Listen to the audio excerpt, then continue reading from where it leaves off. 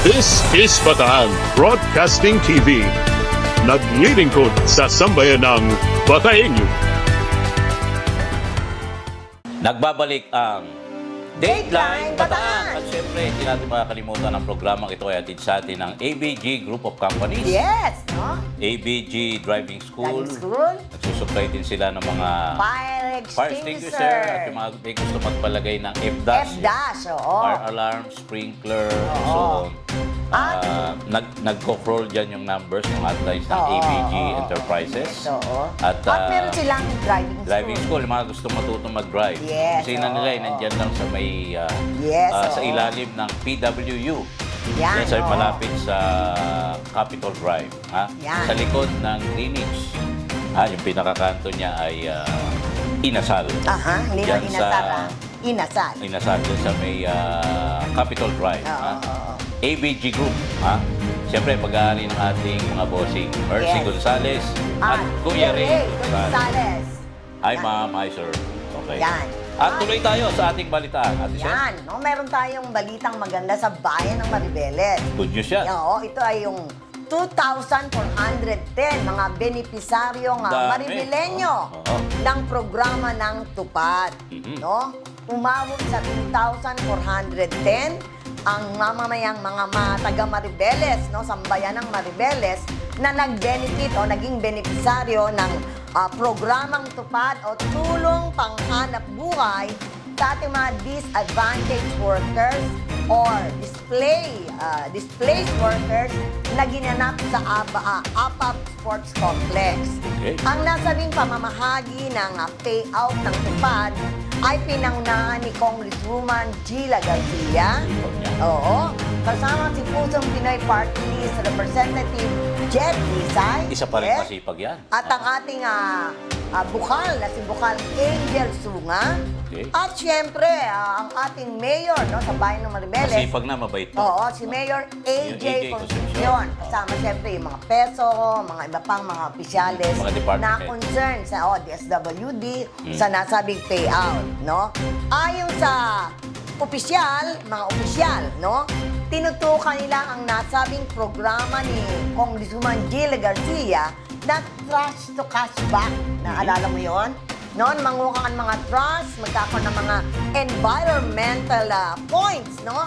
Na maaari mong ipamalito, parang ipambili para sa iyong mga pangangailangan. Nakatulong ka na sa paglilinis ng kapaligiran. Nagkapera ka pa. Yes, no? Ganda, Sabihin yung diba? mga plastic, ipunin mo, yung mga papel, Trust to ipunin mo. cash. Yan. Oo. No, yan ang isa sa magandang programa ni Congresswoman Gila Garcia, no, na tinututukan nila dito sa payout na ito ng Tupad. Okay. Ayon naman kay Congressman Jet Nisay na patuloy nilang susuportahan at makikipagtulungan sa iba pang opisyales ng nasyonal at maging sa lalawigan para sa ating mga kababayan para ito makatulong na maging malinis at ligtas ang ating kapaligiran. Yan. Oo. Yan naman ang ganda nun, di ba? Oo. Dahil sa Maribeles yan, sa may banting Maribeles pa rin tayo. Ito naman sa Freeport area of Bataan. Ayan, oo. Ito raw, Authority of the Freeport area of Bataan, APAB. Ngayon ito nakiisa sa pambansang araw ng pagluluksa o National Day of Mourning para doon sa mga naging biktima ng bagyong Ay, Christine. oo naman, oo. Bilang pag-aalaala sa mga kababayan nating nasawi dulot ng pananalasa ng bagyong Christine, nakiisa ang Authority of the Freeport Area of Bataan sa buong bansa sa pag-obserba ng Day of National Mourning ngayong Lunes, November 4, 2024. Sa pagdaraos ng flag raising ceremony ngayong umaga, ibinaba ang watawat ng Pilipinas sa half-mast sa harap ng APAP Administration Building. Ito bilang tanda ng pakikiramay sa mga naulila at naapektuhan ng sakuna. Kalakip nito ang pag-aalay ng isang taimtim na panalangin. Okay.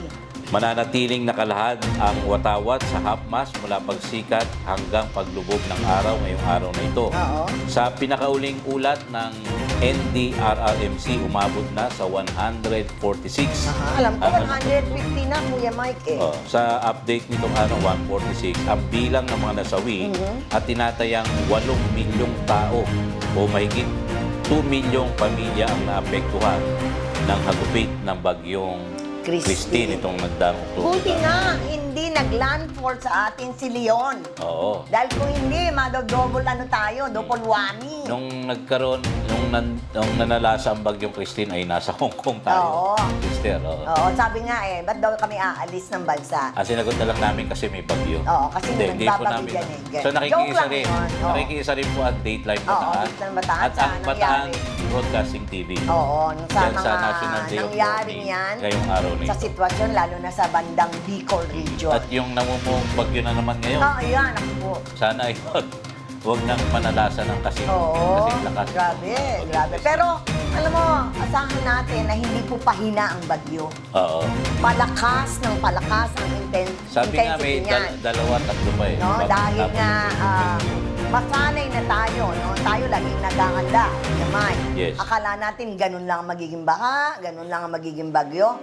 Pero ibang klase na po ngayon ang mga dumarating na mga, sabi nga bagyo, earthquake, at kung ano pang kalamidad dito sa ating, hindi lang sa ating lalawigan, kundi sa buong bansa.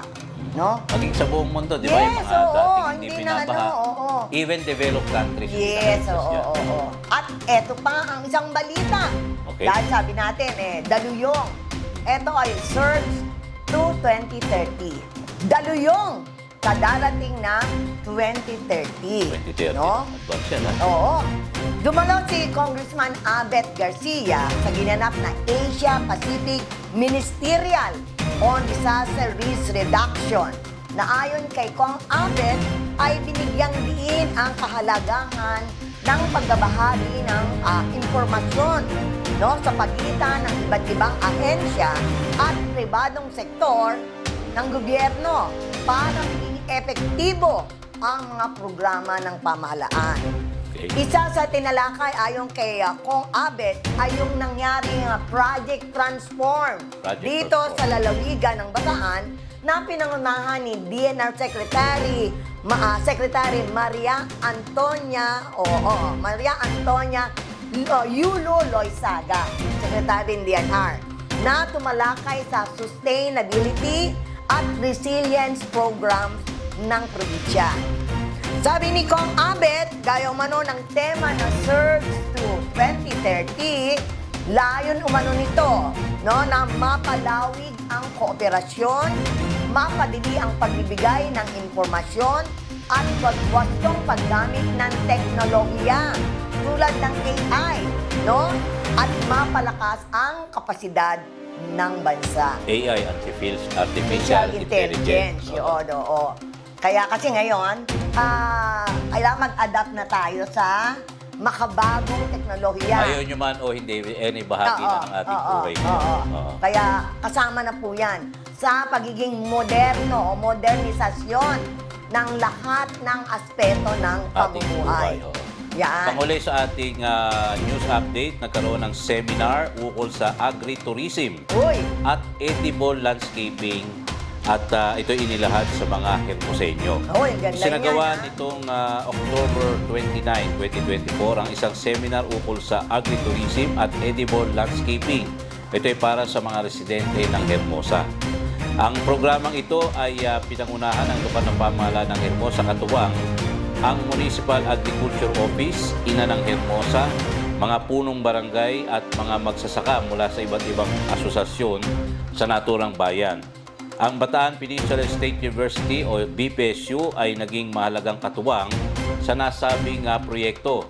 Nagbahagi ng kaalaman sina Dr. Hermogenes Pagya sa Edible Landscaping, Dr. Leslie Jorge Akain sa Concept and Principles of Landscaping, Okay. at Dr. Olivia Sision sa Business Continuity for Agriculture. Ang seminar ay naisakatuparan sa tulong nina Juliet Allegra Bienas, Rogie Janford Cruz at Irene Gina Cruz. Layunin ng naturang seminar na mapalawig ang turismo sa pamamagitan ng agrikultura at landscaping na makakatulong hindi lamang sa kagandahan ng bayan kundi pati na rin sa kabuhayan ng mga Hermoseño. Ang galing. Gusto ko yan. Okay yan. So yan muna yung pinakahuling news updates na may kinalaman sa ating pamumuhay dito sa lalawigan ng Bataan. Once again, ako pa rin po si Mike Sigaral. At Seni Soriano, At ito ang programang Dateline Bataan. Siyempre, hatid sa atin ng ABG Enterprises, ABG Group. of Companies. Babalik po kami.